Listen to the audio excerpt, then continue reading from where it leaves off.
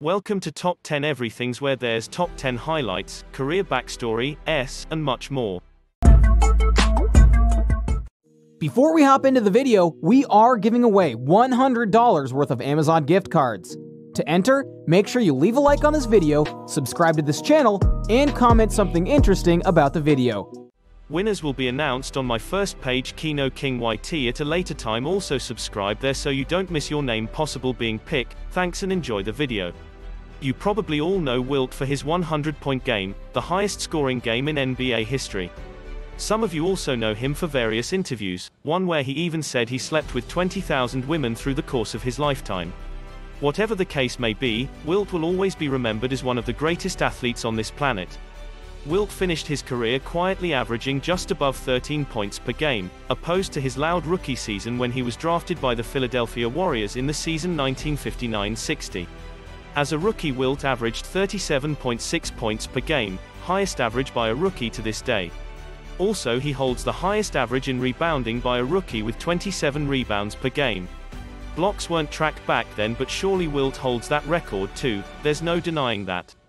He won MVP award that season, making him the first rookie in NBA history to do so. He is one of two players to win MVP as a rookie, next to Wes Unseld, who did it 9 years later. Everything was going great for Wilt in the NBA. But for a moment, let's talk about his career before the NBA, when he was recognized under the name George Marcus. That's right. As a 16-year-old, Wilt had to fake his name to enter the Pro League, where he averaged 54 points for the season, and in the playoffs he averaged, wait for it, 74 points. Oh yeah, Wilt did that while also playing for his high school team. There were some suspicions about this, but later it was confirmed that Wilt did this. He led his team to a 37-1 record. He also won the MVP that season. 16-year-old, playing with pros. He later joined the Kansas Jayhawks. For 2 seasons he averaged 29.9 points and 18.3 rebounds per game. He won NCAA Finals Most Outstanding Player honors despite being on the loser side. He then joined the Harlem Globetrotters for a season, and after that he entered the draft. Now let's get back to his NBA career.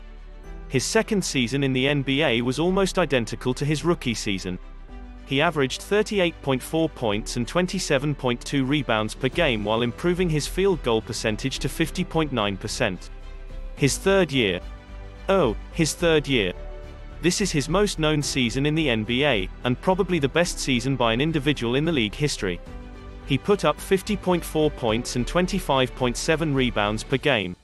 Too bad they didn't track blocks and steals back then. Wilt broke so many records that season that hold place in today's NBA, including his 100-point game. What's interesting about this season is that he averaged 48.5 minutes per game. The game has 48 minutes. He basically never got out of the game and played overtimes. That's how much of a beast he was. In fact, that season was the highest minute average of any player in the league history, and what's more interesting, he also holds the record for spots 2-7. That season he had 17 games with 60-plus points, and of those 17 games, 3 games were with 70-plus points and 1 game with 100 points. Talk about best statistical season ever. In the postseason they lost to Bill Russell and the Boston Celtics in 7 games. But in that series, Wilt outscored every player in 6 of 7 games and outrebounded Russell in 3 of those 7 games. In Game 7 of the Eastern Division Finals, Russell and Wilt had 22 rebounds each, but the Celtics would go on to win Game 7 by 2 points and win the NBA title against the Los Angeles Lakers. Wilt averaged 33.6 points and 26.9 rebounds in this series. He became the only player in NBA history to reach 4,000 points scored in a single season. Bill Russell won the MVP award that season, and that choice would probably go down as one of the most controversial ones. Why on earth Wilt didn't win this MVP? Even Oscar Robertson averaged a triple-double that season and he was the obvious choice over Russell, but no. The thing is that back then the players were voting for the MVP and Russell was more of a liked one.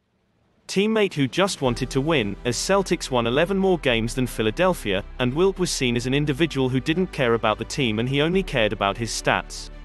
Russell was beloved by all. The next season Wilt came back with averages of 44.8 points and 24.3 rebounds per game. Again, it was not enough for the MVP award. His San Francisco Warriors didn't even make the playoffs that season. But next season they made the finals and Wilt and Russell got their head-to-head matchup. Wilt averaged 29 and 27, but it wasn't enough as he once again failed to the Boston Celtics. His string of bad luck would finally come to an end when he won his first championship in 1967. In the Eastern Division Finals, against, you guessed it, Bill Russell and the Boston Celtics. In this 5-game series, Wilt averaged a triple-double with 21 points, 10 assists and 32 rebounds per game. He ended Boston's 9-year streak of NBA championships. He finally won his first championship, and from that season on he never averaged more than 27 points per game. He joined the Lakers in 1968 and would go on to make 4 more finals appearances in his 5 seasons with the team.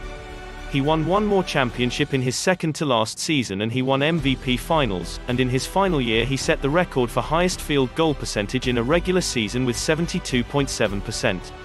He finished his career as a 36-year-old and with an astonishing resume. He was inducted into the Naismith Memorial Basketball Hall of Fame in 1979. He left behind him 4 MVP awards, 3 of those 4 came consecutively in seasons 65 to 68. 2 championships and a career average of 30.1 points, the most in the history of the league, tied with MJ, 22.9 rebounds and 4.4 assists, while shooting 54% for his career. He died of a heart attack in 1999. He will always be remembered as one of the greatest to ever do it. He is currently holding 72 records in the NBA, even almost 50 years after his career. 68 of those are individual records. He makes a strong case for the best center of all time, considering what many players had to say of him, including Bill Russell.